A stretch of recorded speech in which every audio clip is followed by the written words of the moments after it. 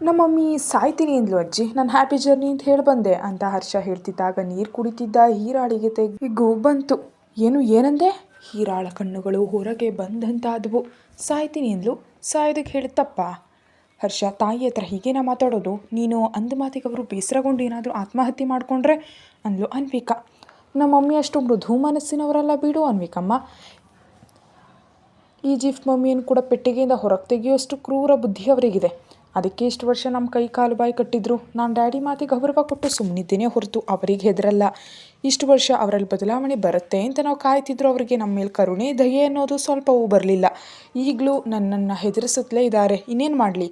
ಅವರಿಗಾಗಿ ನನ್ನ ಜೀವನವನ್ನೆಲ್ಲ ತ್ಯಾಗ ಮಾಡಿ ಕಬೀರ್ ದಾಸರ ಆಡ್ತಾ ಇರಬೇಕಾ? ಅದಕ್ಕೆ ಸಾಯ್ತೀನಿ ಅಂದರೆ ಸಾಯಿ ಅಂತ ಹೇಳಿ ಚೆನ್ನಾಗಿ ಬಂದೆ. ಇಲ್ಲಿಗೆ ಬಂದರೆ ಇವರಿಬ್ಬರು ನೋಡಿದ್ರೆ ನನಗೆ ಅನ್ಯಾಯ ಮಾಡ್ತಿದ್ದಾರೆ. ನಿನಗೆ ಯಾಕೆ ಅನ್ಯಾಯ ಆಗುತ್ತೆ ಮಗನೇ? ನಿನಗೆ ಹೊರತಾಗಿ ಈ ಮನೆಯ ಅಳಿಯನಾಗೋ ಅಧಿಕಾರ, ದಮ್ಮು, ಧೈರ್ಯ ಇನ್ಯಾರಿಗಿದೆ ಅಂದ್ಲು ಅನ್ವಿಕಾ. ಯಾಕಿಲ್ಲ, ನನಗೆ ತ್ರಿಲೋಕ್ ಇಷ್ಟ ಆಗಿದ್ದಾನೆ ಡ್ಯಾಡಿ. ಮ್ಯಾಚ್ ಫಿಕ್ಸ್ ಮಾಡಿ ಉಳಿದದ್ದೆಲ್ಲ ನೀವು ಮಾತಾಡಿ ಅಂತ ಮೇಲಿದ್ಲು ಹೀರಾ. ಹರ್ಷ ಹಲ್ಲು ಕಡಿತಿರೋ ಶಬ್ದ ಹೊರಗೆ ಕೇಳಿಸ್ತಿತ್ತು. ದವಡೆ ಬಿಗಿ ಆಗ್ತಿತ್ತು.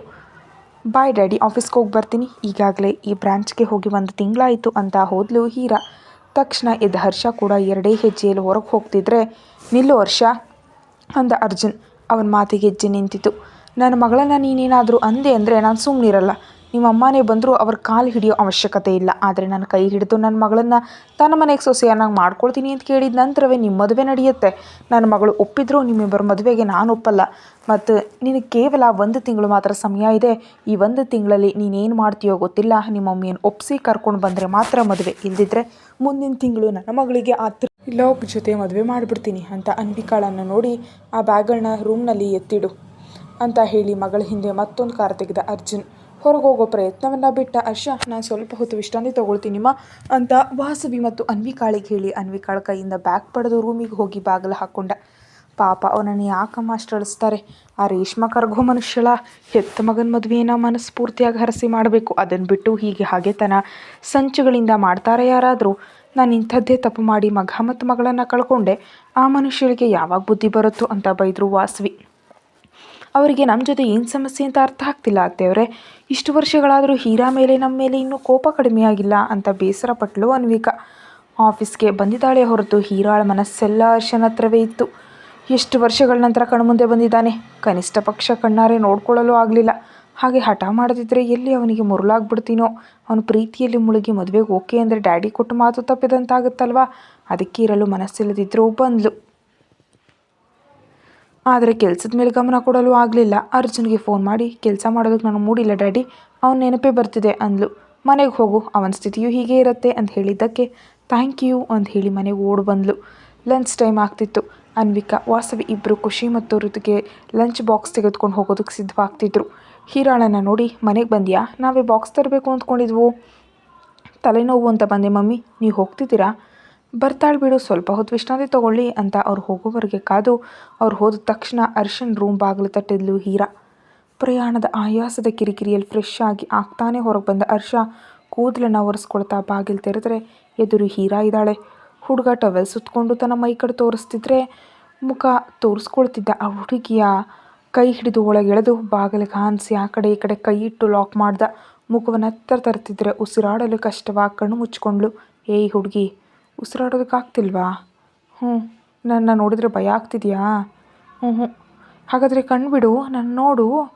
ನಡಕ್ತಿದ್ದ ಕಣ್ರೆಪ್ಪೆಗಳನ್ನ ಮೇಲೆತ್ತಲು ಅವಳಿಗೆ ಆಗ್ತಿಲ್ಲ. ಬೆಚ್ಚಗಿನ ಅವನ ಉಸಿರು ಕೆನ್ನೆಗಳಿಗೆ ತಾಗಿ ಕೆನ್ನೆಗಳು ಕೆಂಪಾಗ್ತಿದ್ವು. ಅವಳು ನಾಚ್ಕೊಳ್ತಿರೋದು ಅನುಭವಿಸ್ತಾ ಅವಳ ಮುಖದ ಮೇಲೆ ಬಿಸಿ ಉಸಿರನ್ನು ಊದ್ದ. ಖಂಡಿತವಾಗಿಯೂ ಹೇಳಿ ಹಿಂದಕ್ಕೆ ತಳ್ತಿದ್ರೆ ಆ 2 ಕೈಗಳನ್ನ ಹಿಂದೆ ಮಡಚಿ ಮುಂದಕ್ಕೆ ಕೆಳ್ಕೊಂಡು, ಇವತ್ತು ಬಹಳ ಹಾರಾಡ್ತಿದೆಯಲ್ಲ, ನಿಮ್ಮ ಡ್ಯಾಡಿ ಇದ್ದಾರೆ ಅಂತ. ಈಗ ನಿಮ್ಮ ಡ್ಯಾಡಿ ಬಂದು ಕಾಪಾಡ್ತಾರ ನೀನನ್ನ ಅಂತ ಮೆಲ್ಲಗೆ ಹೇಳ್ತಾ ಕತ್ತಿನ ಮೇಲೆ ತುಟಿಗಳನ್ನ ತಾಕ್ಸಲು ಹೋದಾಗ, ಮುಟ್ಟಿದ್ರೆ ಅಳ್ತೀನಿ ಅಂದ್ಲು ನಡುಗೋ ಧೈರ್ಯದಲ್ಲಿ. ಮತ್ತೆ ನಾನು ರೂಮಿಗೆ ಯಾಕೆ ಬಂದರೆ ಮುಡ್ತೀನಿ ಅಂತ ತಿಳಿಲಿಲ್ವಾ ಅಂತಿದ್ದಂತೆ ಚುರುಕಾಗಿ ನೋಡಿದ್ಲು. ಆ ಕಣ್ಣುಗಳ ಮೇಲೆ ಹಗುರವಾಗಿ ಮುತ್ತಿಟ್ಟು ಲವ್ ಯು ಅಂದ. ಇಷ್ಟು ಸಪ್ಪೆಯಾಗಿ ಸುಲಭವಾಗಿ ಪ್ರಪೋಸ್ ಮಾಡ್ತೀಯಾ? ನಿನಗೆ ನನ್ನ ಮೇಲೆ ಪ್ರೀತಿ ಇಲ್ಲ ಅಂತ ಮೂಗೇರಿಸ್ತಿದ್ರೆ ಆ ಮೂಗು ಹಿಡಿದಾಡಿಸ್ತಾ, ಪ್ರೀತಿ ಹೇಳೋದಕ್ಕೆ ಸಂದರ್ಭ ಸಂಭ್ರಮದ ಅವಶ್ಯಕತೆ ಇಲ್ಲ ಹುಡುಗಿ, ಹೇಗೆ ಬೇಕಾದರೂ ತಿಳಿಸ್ಬೋದು. ನನಗೀಗ ಹೇಳಬೇಕು ಅನ್ನಿಸ್ತು ಹೇಳಿದೆ. ನಿನಗೂ ಪ್ರಪೋಸ್ ಮಾಡ್ಬೇಕನ್ಸಿದ್ರೆ ಅದ್ದೂರಿಯಾಗಿ ಸಂಭ್ರಮಿಸಿ ಹೇಳು, ನನಗೇನು ತೊಂದರೆ ಇಲ್ಲ ಅಂತ ಕಾಡಿಸ್ತಿದ್ರೆ, ಮೊದಲು ನಮ್ಮ ಡ್ಯಾಡಿ ಮಾತನ್ನು ನೆರವೇರಿಸು, ಆಮೇಲೆ ಇವೆಲ್ಲವನ್ನ ಯೋಚಿಸೋಣ ಅಂತ ಹಿಂದಿದ್ದ ಬೆಡ್ ಕಡೆ ನೋಡಿದ್ಲು. ಬಟ್ಟೆಗಳನ್ನೆಲ್ಲ ಹಾಕಿ ರೂಮ್ನೆಲ್ಲ ಗಲೀಜು ಮಾಡಿದ್ದ. ಯಾಕೆ ಹೀಗೆ ಬೆಡ್ ಹಾಳು ಮಾಡಿದ್ಯಾ, ನಾನು ಸರಿ ಮಾಡ್ತೀನಿ ಇರು ಅಂತ ಹೋಗುವಾಗ ತಡೆದು, ಇಷ್ಟು ದಿನದ ನಂತರ ಈ ಅವಕಾಶ ಸಿಕ್ಕಿದೆ, ಒಂದು ಮುತ್ತು ಕೊಡಬಾರ್ದಾ ಅಂದ. ಅವೆಲ್ಲ ಮದುವೆ ಆದಮೇಲೆ ಮತ್ತೆ ಯಾಕೆ ಬಂದೆ ಇಲ್ಲಿಗೆ ಅಂತ ಸ್ವಲ್ಪ ಕೋಪದಿಂದ ಕೇಳಿದ. ನಮ್ಮ ಮನೆಗೆ ಬಂದು ಅತಿಥಿ ಅಲ್ವಾ ನೀನು, ಮರ್ಯಾದೆ ಮಾಡೋಣ ಅಂತ ಬಂದೆ ಅನ್ನುತ್ತಾ ಹಿಂದಕ್ಕೆ ಇಳಿದಿದ್ದ ಶರ್ಟ್ ತೆಗೆದುಕೊಂಡು ಅದನ್ನು ವಾಸನೆ ನೋಡ್ತಾ ಎದೆಗೆ ಹತ್ತಿಕೊಂಡ್ಳು. ಹುಡುಗನ ಹೃದಯದಲ್ಲಿ ಬುಲೆಟ್ ಟ್ರೈನು ಓಡ್ದಂತಾಯಿತು. ಹುಚ್ಚಿ, ಎದುರಿಗೆ ಮನುಷ್ಯನನ್ನು ಇಟ್ಕೊಂಡು ಬಟ್ಟೆನ ಒಪ್ಕೊಳ್ತೀಯಲ್ಲೇ, ಇಷ್ಟು ಅಂಧಗಾರ ನಿನ್ನ ಕಣ್ಣಿಗೆ ಕಾಣಿಸ್ಲಿಲ್ವಾ ಅಂತ ರೇಗಿನಿಂದ ಅಂದ. ಕಾಣಿಸ್ಲಿಲ್ಲ ಅಂತ ಹಠಮಾರಿತನದಿಂದ ಹೇಳಿ ಅವನ ಬಟ್ಟೆಗಳನ್ನ ಮಡಚಲು ಶುರು ಮಾಡಿದ್ಲು. ನಿನಗೆ ಹೀಗಲ್ಲ ಅಂತ ಫೋನ್ ತೆಗೆದು ರೇಷ್ಮಾ ಕರೆ ಮಾಡ್ದ.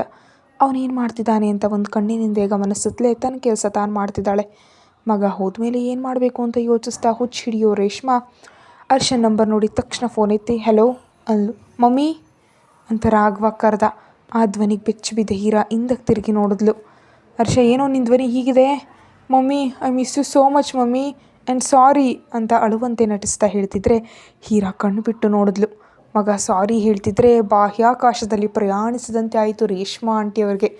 ತಕ್ಷಣ ಅದು ಮಗನ ನಂಬರ್ ಹೌದೋ ಅಲ್ವೋ ಅಂತ ಇನ್ನೊಮ್ಮೆ ನೋಡಿದ್ರೆ ಅದು ಹರ್ಷ ನಂಬರ್ ಆಗಿತ್ತು.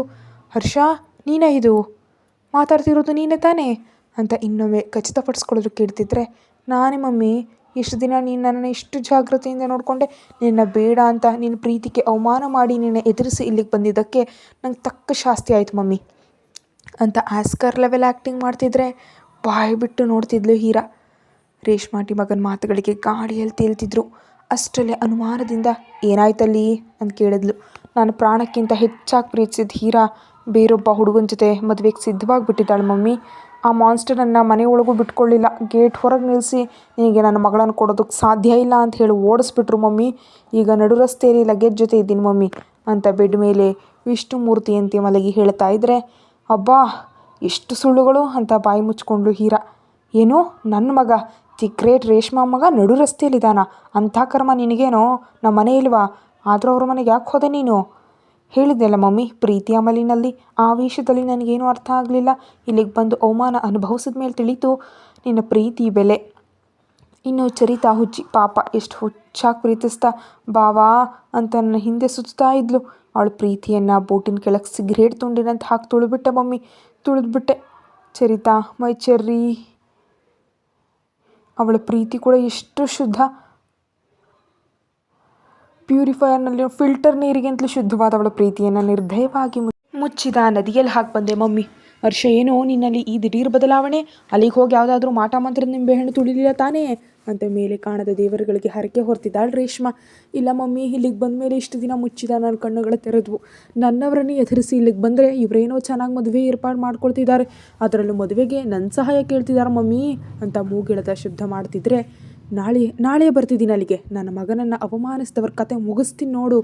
ಬೇಡ ಮಮ್ಮಿ, ಇಲ್ಲಿಗೆ ಬಂದರೆ ನನಗಾದ ಅವಮಾನ ನಿನಗೂ ಆಗುತ್ತೆ. ನನ್ನದು ಗಟ್ಟಿ ಹೃದಯ ಆಗಾಗ ನೋವನ್ನು ಭರಿಸ್ತೆ, ಆದರೆ ಸುಕುಮಾರವಾದ ನಿನ್ನ ಹೃದಯಕ್ಕೆ ಏನಾದರೂ ಆದರೆ, ನೀನೇನಾದರೂ ಅಂದರೆ ನಾನು ತಡ್ಕೊಳ್ಳಲಾರೆ ಮಮ್ಮಿ, ತಡ್ಕೊಳ್ಳೋದಕ್ಕಾಗೋದಿಲ್ಲ. ಅಷ್ಟರಲ್ಲೇ ಉಗ್ರ ರೂಪ ತಾಳಿದ್ದ ಹೀರಾ ಕೆಂಪು ಮುಖದಿಂದ ಉರಿಯುತ್ತಾ ನೋಡ್ತಿದ್ರೆ ಇನ್ನು ಹಠಕ್ಕೆ ಬಿದ್ದು ಕಣ್ಣು ಹೊಡೆದ ಹರ್ಷ, ಸಾಧ್ಯ ಆದರೆ ಚೆರ್ರಿಯನ್ನು ಮಾತ್ರ ಕಳಿಸು ಮಮ್ಮಿ, ಅವಳೇ ಈಗ ನನ್ನ ಆಸರೆ, ಅನುರಾಗ ದೇವತೆ ಮಮ್ಮಿ. ಸರಿ ಮಗನೇ, ನಿನ್ನ ಮಾತಿಗಾಗಿ ಇಷ್ಟ ಇಲ್ದಿದ್ರು ಚೆರ್ರಿಯನ್ನು ಅಲ್ಲಿ ಕಳಿಸ್ತಿದ್ದೀನಿ. ನೀನು ನಮ್ಮನ್ನು ಬೇಡ ಅಂತ ಅವಳ ಪ್ರೀತಿಯನ್ನು ತುಳಿದು ಹೋದೆಯಲ್ಲ, ಪಾಪದವಳು, ನೀನು ಹೋದಾಗಿನಿಂದ ಹನಿ ನೀರು ಕೂಡ ಕುಡ್ದಿಲ್ಲ ಅಂತ ಪಕ್ಕದಲ್ಲಿ ಬಿರಿಯಾನಿ ತಿಂತಿದ್ದ ಚರಿತಾಳನ್ನು ಗುರಾಯಿಸಿ ನೋಡಿದ್ಲು ರೇಷ್ಮಾ. ಅಯ್ಯೋ ಮಮ್ಮಿ, ಯಾಕೆ? ಫ್ರಿಡ್ಜ್ನಲ್ಲಿ ಜ್ಯೂಸ್ ಇರಿದು ತೊಗೊಂಡು ಹೋಗಿ ಕುಡಿತಾಳೆ, ಇಲ್ಲಿಗೆ ಬಂದಮೇಲೆ ನಾನು ಮಟನ್ ಬಿರಿಯಾನಿ ಕೊಡಿಸ್ತೀನಿ ತಿಂತಾಳೆ. ಸರಿ ಮಮ್ಮಿ, ಇಡ್ತೀನಿ. ಹಸಿವಿನಿಂದ ಹೊಟ್ಟೆಯಲ್ಲಿ ಕರುಳುಗಳು ಚೀರ್ತಿವೆ, ಮೊದಲು ಹೊಟ್ಟೆಗೆ ಏನಾದರೂ ಹಾಕ್ತೀನಿ. ಬಾಯ್ ಮಮ್ಮಿ, ಜಾಗ್ರತೆ, take care, love you mummy, miss you mummy ಅಂತ ಮುದ್ದು ಮಾಡ್ತಾ ಫೋನ್ ಕಟ್ ಮಾಡ್ದ.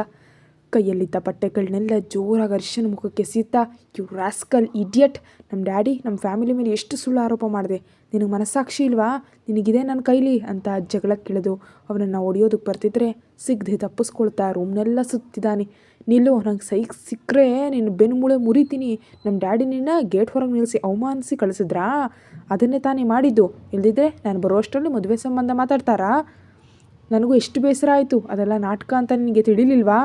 ನಿನ್ನನ್ನು ರೇಗಿಸಲು ಇದೆಲ್ಲ ನಾಟಕ ಅಂತ ನಿನಗೆ ತಿಳಿಲಿಲ್ವಾ ಅನ್ನುತ್ತಾ ಓಡ್ತಾ ಓಡ್ತಾ ಸಡನ್ನಾಗಿ ನಿಂತುಬಿಟ್ಟ. ವೇಗವಾಗಿ ಬಂದ ಹೀರಾ ಹರ್ಷನಿಧಿಗೆ ಜೋರಾಗಿ ಗುದ್ಕೊಂಡು ನೋವಿನಿಂದ ಕಿರ್ಚಿದ್ಲು. ಅಬ್ಬಾ, ನಿನ್ನ ಮಧುರವಾದ ಹೊಡೆತ ಎಷ್ಟು ಹಿತವಾಗಿದೆ ನೋಡು ಅನ್ನುತ್ತಾ ತಪ್ಪಿಕೊಂಡ. ಓಡಿದ ಆಯಾಸ ಒಂದು ಕಡೆ, ಹೃದಯದ ಸಿಹಿಗಾಯ ಇನ್ನೊಂದು ಕಡೆ. ಉಸಿರು ತೆಗೆದುಕೊಳ್ಳಲು ಬಿಡದಂತೆ ಹೀರಾಳ್ ಜೊತೆ ಬೆಡ್ ಮೇಲೆ ಬಿದ್ದ ಹರ್ಷ 1/2 ಮಿಲಿಮೀಟರ್ ದೂರದಲ್ಲಿ ನಡಕ್ತಿರೋ ತುಟಿಗಳ ಕಡೆ ಆಸೆಯಿಂದ ನೋಡ್ತಿದ್ರೆ ಕಚ್ಚಿಬಿಡ್ತೀನಿ ಬಿಡು ಅಷ್ಟು ಭಯದಲ್ಲೂ ಹೆದರಿಸಿದ್ಲು. ಕಚ್ಚೋದು ಅಷ್ಟೇ ಅಲ್ಲ, ಸೂಜಿಯಿಂದ ಚುಚ್ಚಿದ್ರೂ ಪರವಾಗಿಲ್ಲ ಅನ್ನುತ್ತಾ ಹೀರಾಳ ತುಟಿಗಳನ್ನು ಚುಂಬಿಸ್ತಾ ಅವಳು ಕಣ್ಣುಗಳನ್ನ ದೊಡ್ಡದು ಮಾಡಿ ಬಿಗಿಯಾಗಿ ಹಿಡ್ಕೊಂಡ್ಳು. ಅವನ ಆ ತುಟಿಗಳು ನೀಡ್ತಿರೋ ಒತ್ತಡಕ್ಕೆ ಅವಳ ತುಟಿಗಳು ಹಪ್ಪಳದಂತಾಗ್ತಿದ್ವು. ಹೊಡೆಯಲು ನೋಡ್ತಿದ್ರೆ 2 ಕೈಗಳನ್ನ ಬೆಟ್ಗೆ ಲಾಕ್ ಮಾಡಿ ಪೂರ್ತಿಯಾಗಿ ಅವಳ ಮೇಲೆ ಮಲಗಿದ ಹರ್ಷ ಮೈಯ ಯಾವುದೇ ಭಾಗಕ್ಕೆ ಜಾಗ ಇಲ್ಲದಂತ ತಪ್ಪಿಕೊಂಡ.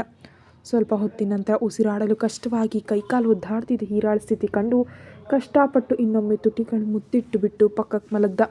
ಸೀಲಿಂಗ್ ಕಡೆ ನೋಡ್ತಾ ಮೊದಲ ಮುತ್ತಿನ ಮಧುರತೆಯನ್ನು ಪೂರ್ತಿಯಾಗಿ ಅನುಭವಿಸ್ತಾ ಆ ಗುಂಗಿನಲ್ಲಿದ್ದರೆ ಹೀರಾಳ ಕಣ್ಣಿನಲ್ಲಿ ತಿಳಿಯದ ನೀರು ಬಂತು. I will kill you rascal ಕಿರ್ಚುತ್ತಾ ಎದ್ದ ಹೀರಾಳನ್ನು ತನ್ನ ಮೇಲೆ ಎಳ್ಕೊಂಡು ಗ್ಯಾಪ್ ಇಲ್ಲದೆ 2ನೇ ಮುತ್ತು ಶುರು ಮಾಡಿ ಹುಡುಗಿ ಪ್ರಾಣ ಹೋಗುವಂತೆ ಮಾಡ್ತಿರುವಾಗ ದಬದಬಾ ಅಂತ ಬಾಗಿಲು ಬಡಿತಾ ಹೀರೋ ನಾನು ಖುಷಿ ಬಾಗಿಲು ತೆಗಿ ಎಂಬ ಖುಷಿ ಧ್ವನಿ ಕೇಳಿತು. ಹೀರಾಳ ತುಟಿಗಳನ್ನ ಬಿಟ್ಟು ಬಟ್ಟೆ ಸರಿ ಮಾಡಿಕೊಂಡು ಬಾಗಿಲು ತೆರೆದ ಹರ್ಷನ್ ಮೇಲೆ ನಾಯಿ ಮರಿಯಂತೆ ಆರಿ ಐ ಮಿಸ್ ಯು ಅಂತ ಮುದ್ದು ಮಾಡಲು ಶುರು ಮಾಡಿದ್ಲು ಖುಷಿ. ಮುತ್ತು ಕೊಟ್ಟು ಕೋಪ ಹೋಗಿ ಅಸೂಯೆ ಬಂದು ಏಯ್ ನೀನು ಚಿಕ್ಕ ಮಗುವ ಇನ್ನೂ ಕಂಕ್ಳಲ್ಲಿರಲು ಇಳಿ ಅಂತ ವೇಗವಾಗಿ ಹೋದ್ಲು ಹೀರಾ. ನನ್ನ ಹೀರೋ ನನ್ನ ಎತ್ಕೊಂಡ್ರೆ ನಿನಗೆ ಯಾಕೆ ನೋವು ಅಂತ ಹರ್ಷನ್ ಕತ್ ಅಪ್ಕೊಂಡು ಯಾವಾಗ ಬಂದೆ ಬರೋ ಮುನ್ನ ನನಗೆ ಯಾಕೆ ಹೇಳಿಲ್ಲ, ಇಷ್ಟು ವರ್ಷಗಳಲ್ಲಿ ನಾನು ನಿನಗೊಮ್ಮೆಯೂ ನೆನಪಾಗಲಿಲ್ವಾ, ಅದಕ್ಕೆ ನನಗೆ ಕಾಣಿಸ್ತೆ ಅಡ್ಕೊಂಡಿದ್ಯಾ ಅಂತ ಇದೇ ಮೇಲೆ ಗೊತ್ತಿದ್ರೆ ಹೀರಾಳಿದೆ ಉರಿದಂತಾಯಿತು. ಹೀರಾಳ ಮುಖದಲ್ಲಿನ ಅಸೂಯೆಯನ್ನು ಹರ್ಷ ಗಮನಿಸ್ತಲೇ ಇದ್ದ. ಓ ಮೈ ಕ್ಯೂಟ್ ಬೇಬಿ, ನಿನ್ನ ಒಂದು ಬಾರಿ ನೋಡಿದ್ರೆ ಬಿಟ್ಟು ಹೋಗೋದಕ್ಕೆ ಸಾಧ್ಯವೇ, ಅದಕ್ಕೆ ಬರಲಿಲ್ಲ ಮೈ ಡಾರ್ಲಿಂಗ್. ನೀನು ಇನ್ನೂ ನನ್ನ ಕಣ್ಣಿಗೆ ಆ 5 ವರ್ಷದ ಪುಟ್ಟ ಮಗುವಿನಂತೆ ಕಾಣ್ತಿದ್ಯಾ.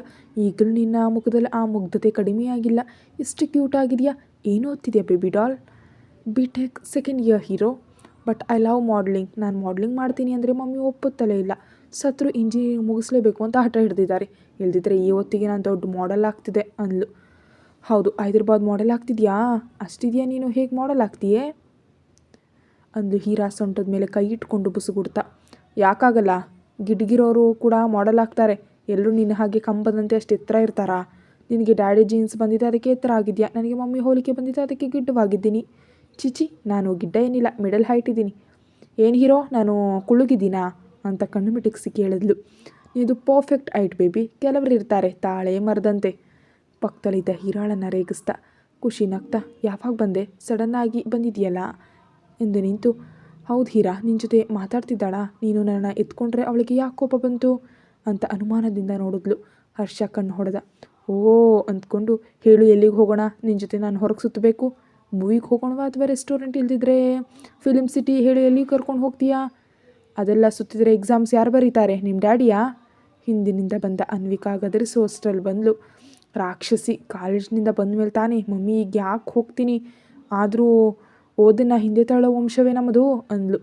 ಈ ಡೈಲಾಗ್ಗಳಿಗೆ ಕಡಿಮೆ ಇಲ್ಲ. ಊಟ ಕೂಡ ಮಾಡದೆ ಓಡ್ ಬಂದೆ, ಬಾ ತಿನ್ನೋಣ ಅಂದಾಗ ಇನ್ನೂ ಊಟ ಮಾಡಿಲ್ವಾ ಅಂತ ಖುಷಿಯನ್ನು ಕರ್ಕೊಂಡು ಹೋದ ಹರ್ಷ.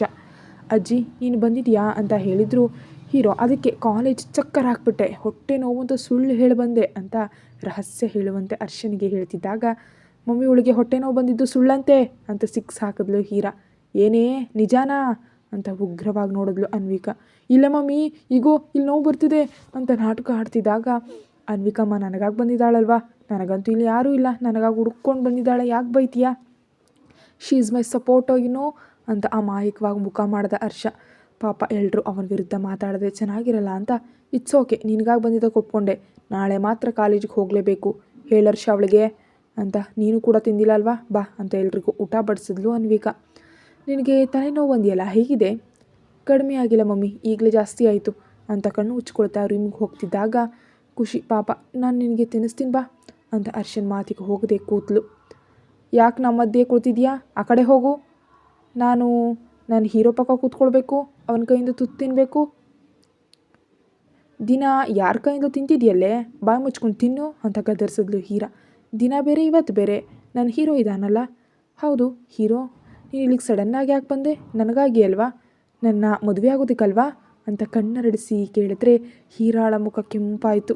ಹೌದು ಮೈ ಬೇಬಿ, ಇಡೀ ಪ್ರಪಂಚ ಸುತ್ತಿದ್ರು ನಿನ್ನಂಥ ಕ್ಯೂಟ್ ಚಬ್ಬಿ ಬಾರ್ಬಿ ಡಾಲ್ ಎಲ್ಲಿಯೂ ಸಿಗಲಿಲ್ಲ, ಅದಕ್ಕೆ ಬಂದೆ. ನಿಮ್ಮ ಡ್ಯಾಡಿ ಕಾಲು ಹಿಡಿದಾದ್ರೂ ನನ್ನ ಜೊತೆ ಕರ್ಕೊಂಡು ಹೋಗ್ತೀನಿ, ಬರ್ತೀಯಾ? ಹಾಗಾದರೆ ಈಗಲೇ ಕರ್ಕೊಂಡು ಹೋಗಿ ಬರ್ತೀನಿ ಅಂತಿದ್ದ ಖುಷಿ ತಲೆಗೆ ಒಂದು ಗುದ್ದು ನೀಡಿದ್ಲು ಅನ್ವಿಕಾ. ನಿನಗಷ್ಟು ಚಾನ್ಸ್ ಇಲ್ಲ ಬಿಡು ಖುಷಿ, ಅವರಿಗೆ ಅವರ ಸ್ವೀಟ್ ಚೆರ್ರಿ ಹಣ್ಣಿದ್ದಾಳೆ, ನೀನು ಇನ್ಯಾರನ್ನಾದರೂ ಟ್ರೈ ಮಾಡ್ಕೊ ಅಂತ ಸಾರನ್ನು ಕಲಿಸ್ತಾ ಹೇಳಿದ್ಲು ಹೀರಾ. ಈ ಚೆರ್ರಿ ಹಣ್ಣು ಯಾರು? ಹೀರೋ ನಿನಗೆ ಹುಡುಗಿ ಕೂಡ ಇದ್ದಾಳಾ? ನನ್ನ ಅದೃಷ್ಟಕ್ಕಿದ್ದಾಳೆ ಬೇಬಿ. ಓಕೆ, ಇದ್ರೆ ಏನಾಯಿತು? ಎಲ್ಲ ಭಾವಂದಿರು ತಮ್ಮ ನಾದ್ನೀರ ಮದುವೆ ಆಗಬೇಕು ಎಂಬ ರೂಲ್ ಇದೆಯಾ? ಇಲ್ಲ ತಾನೇ? ಏನಂತೀಯ ಹೀರೋ? ರೈಟ್ ಬೇಬಿ, ಆದರೆ ನನಗೆ ನನ್ನ ಹುಡುಗಿ ಅಂದರೆ ತುಂಬ ಇಷ್ಟ, ಅವಳು ನನ್ನ ತುಂಬ ತುಂಬ ಲವ್ ಮಾಡ್ತಾಳೆ. ಖುಷಿ ಅನುಮಾನದಿಂದ ಕೋಪದಿಂದ ನೋಡ್ತಿದ್ರೆ ಕಣ್ಣು ಹೊಡೆದ. ಅವನ ನಾಟಕ ಅರ್ಥ ಆಗಿ, ಹೌದಾ, ಹಾಗಿದ್ರೆ ಅವಳನ್ನ ಇಲ್ಲಿ ಕರೆತರಬೇಕಿತ್ತು, ನಾನು ಪರಿಚಯ ಮಾಡ್ಕೊಳ್ತಿದ್ದೆ. ಅವಳು ದಾರಿಯಲ್ಲೇ ಇದ್ದಾಳೆ ಬೇಬಿ, ನಾಳೆ ಎಷ್ಟು ನನ್ನ ಕಣ್ಣು ಮುಂದೆ ಇರ್ತಾಳೆ, ಅವಳನ್ನ ನಾನು ತುಂಬ ಮಿಸ್ ಮಾಡ್ಕೊಳ್ತಿದ್ದೀನಿ ಅಂತಿದ್ದ ಅರ್ಶಿನ ಕಾಲನ್ನು ಜೋರಾಗಿ ತುಳಿದ್ಲು. ಕೈ ತೊಳ್ಕೊಂಡು ಎದ್ದು ಹೋದ್ಲು ಹೀರಾ. ಮೊಸರು ತಿನ್ನಲಿಲ್ವಲ್ಲ, ಆಗಲೇ ಕೈ ತೊಳ್ಕೊಂಡಿಯಲ್ಲ ಅಂತ ಅನ್ವಿಕಾ ಕೂಗ್ತಿದ್ರು. ಕೇಳಿಸ್ಕೊಳ್ಳದೆ ಹೊರಬಂದು ಕಾರ್ ಸ್ಟಾರ್ಟ್ ಮಾಡಿದ್ಲು. ತಲೆನೋವು ಅಂತ ಬಂದು ಮತ್ತೆ ಹೋಗ್ತಿದ್ಯಾ ಅಂತ ಅನ್ವಿಕಾ ಮಗಳ ಹಿಂದೆ ಓಡಿದ್ಲು. ಆಫೀಸ್ನಲ್ಲೇ ಪ್ರಶಾಂತವಾಗಿದೆ, ನಿನಗಿಷ್ಟವಾದ ಗೆಸ್ಟ್ಗೆ ಮರ್ಯಾದೆ ಮಾಡ್ಕೊ ಹೋಗು, ನಾನು ನಮ್ಮ ಡ್ಯಾಡಿ ಹತ್ರ ಹೋಗ್ತಿದ್ದೀನಿ ಅಂತ ನೇರವಾಗಿ ಅರ್ಜುನ್ ಆಫೀಸ್ಗೆ ಹೋದ್ಲು. ಬೇಸರ ಆಯಿತಾ ಹೀರೋ ಅಂತ ಕೇಳ್ತಿದ್ದ ಖುಷಿ ತಲೆ ಮೇಲೆ ಇನ್ನೊಂದು ಗುದ್ದು ನೀಡಿ, ಅವಳನ್ನ ಯಾಕಷ್ಟು ಅಳಿಸ್ತೀಯಾ? ಏನೋ ಹರ್ಷ, ನೀನು ಕೂಡ ಪಾಪ, ನಿನಗಾಗಿ ಆಫೀಸ್ ಕೆಲಸ ಬಿಟ್ಟು ಬಂದಿದ್ದಾಳೆ ಅಂದ್ಲು ಅನ್ವಿಕಾ. ನೀನು ಹೀಗೆ ಹೊಡೆದೆ ನಾನು ಬೆಳೆಯದೆ ಗಿಡ್ಡವಾಗಿದ್ದೀನಿ ಮಮ್ಮಿ, ಇನ್ನೊಂದು ಸಲ ಹೊಡೆದೆ ಅಂದರೆ ನನ್ನ ತಲೆಗೆ ಐರನ್ ಹೆಲ್ಮೆಟ್ ಮಾಡಿಸ್ಕೊಳ್ತೀನಿ, ಆಗ ನಿನ್ನ ಕೈಗೆ ನೋವಾಗುತ್ತೆ ಅಂತ ತಲೆ ಉಚ್ಕೊಳ್ತಾ, ಅಕ್ಕನನ್ನು ನಾವೇನು ಅಳಿಸಿಲ್ಲ, ಜಸ್ಟ್ ಕಾಡಿಸಿದ್ವು ಅಷ್ಟೇ, ಅದು ಅವಳಿಗೂ ಗೊತ್ತು, ನೀನಷ್ಟು ತಲೆ ಕೆಡಿಸ್ಕೊಳ್ಬೇಡ.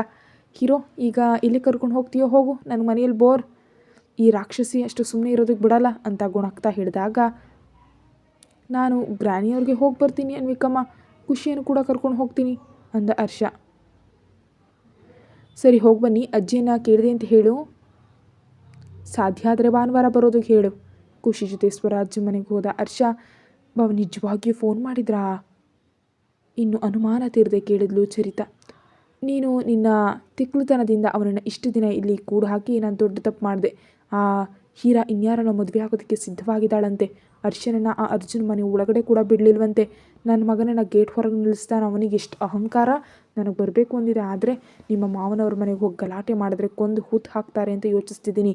ನೀನು ಮಾತ್ರ ನಿಲ್ಬೇಡ, ತಕ್ಷಣ ಇಂಡಿಯಾಕ್ಕೆ ಹೋಗು, ಹರ್ಷ ಇಳಿದಾನೆ ಅಂತ ಹುಡುಕಿ ಅವನ ಜೊತೆ ಇರು, ಸಾಧ್ಯ ಆದರೆ ಅವನಿಗೆ ಸಪೋರ್ಟ್ ಮಾಡು, ನೋವಿನಲ್ಲಿರುವಾಗ ಸಮಾಧಾನ ಮಾಡು. ಇಂಥ ಸಮಯದಲ್ಲಿ ನೀನಿದ್ದರೆ ಇನ್ನು ಅವನು ಆ ಹೀರಾ ಮುಖ ಕೂಡ ನೋಡಲ್ಲ. ನಂಗೆ ನಿಜವಾಗಿಯೂ ನಂಬಿಕೆ ಬರ್ತಿಲ್ಲ ಅತ್ತೆ, ನೀನು ಯಾವುದೋ ಮಾಯಲ್ಲಿ ಬಿದ್ದಂತಿದೆ, ಬಾವ ಹಾಗೆ ಯಾಕೆ ಮಾತಾಡ್ತಾರೆ? ತನ್ನಿರೋ ಅಲ್ಪ ಬುದ್ಧಿ ಉಪಯೋಗಿಸಿ ಹೇಳಲು ಚರಿತಾ. ನಿನ್ನ ಮುಖ ಯಾವುದಾದ್ರೂ ಏನೇ,